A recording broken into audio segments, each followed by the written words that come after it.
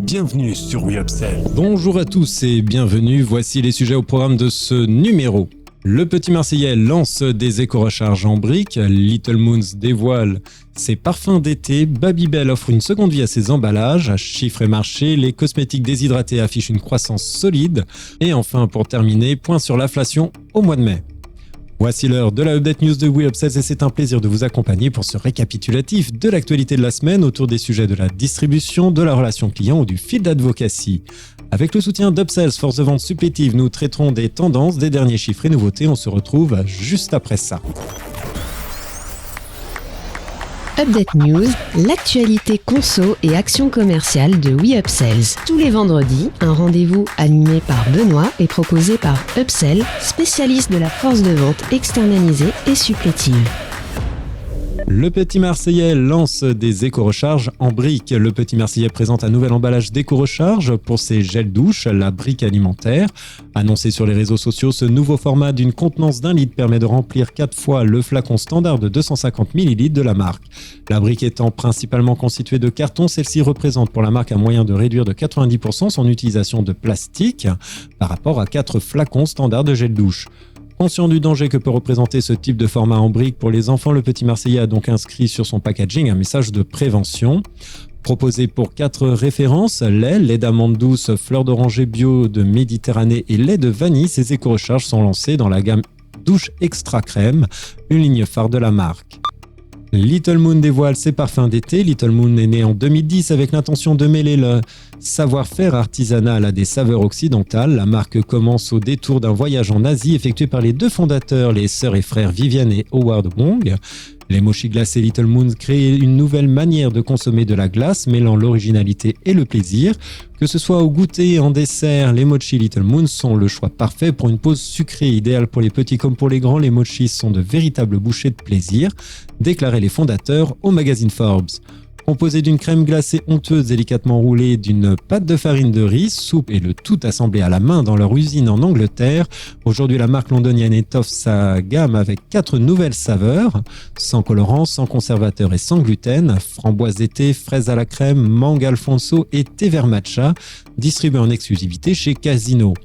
L'objectif de Little Moons est également de partager leurs valeurs et la joie de vivre au travers de leurs produits. La collection de mochi compte désormais 10 références, en partie disponibles dans la plupart des supermarchés.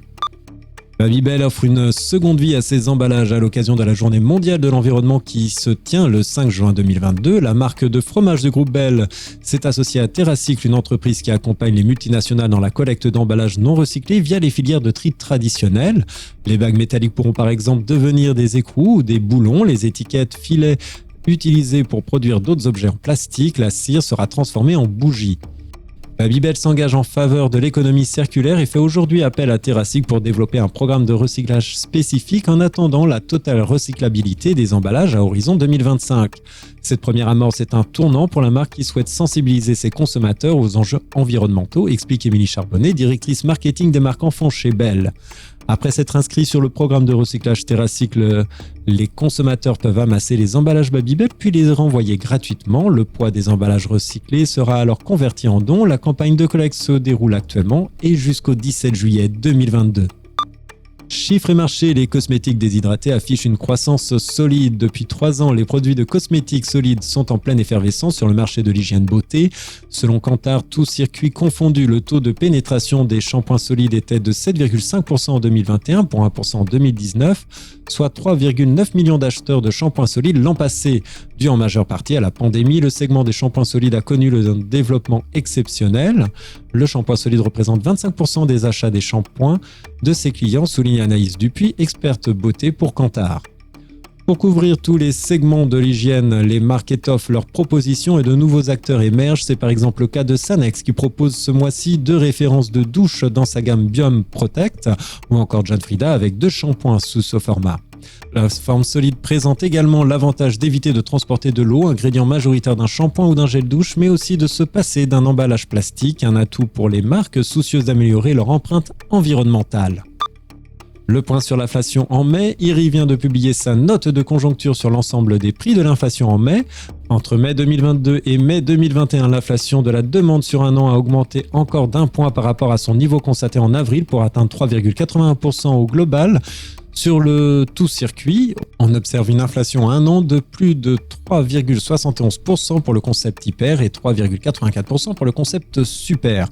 Le rayon épicerie est le plus impacté avec 5,14% en global, dont 4,62% en marque nationale et plus 6,44% sur les marques distributeurs. Et enfin, c'est 9,33% sur les premiers prix. Le rayon liquide obtient ce mois-ci la plus faible inflation avec 1,70% au global et 1,47% en marque nationale, 3,15% en marque de distributeur et 2,98% sur les premiers prix. Le concept proxy et enseigne à dominante marque propre française sont désormais au-delà des 4% au global avec 4,10% pour le premier et 4,57% pour le second. Le drive en GSA affiche quant à lui 3,38%. Merci de votre écoute, nous nous retrouvons la semaine prochaine. En attendant, abonnez-vous à la chaîne et au podcast de WeUpsells pour ne manquer aucune actualité.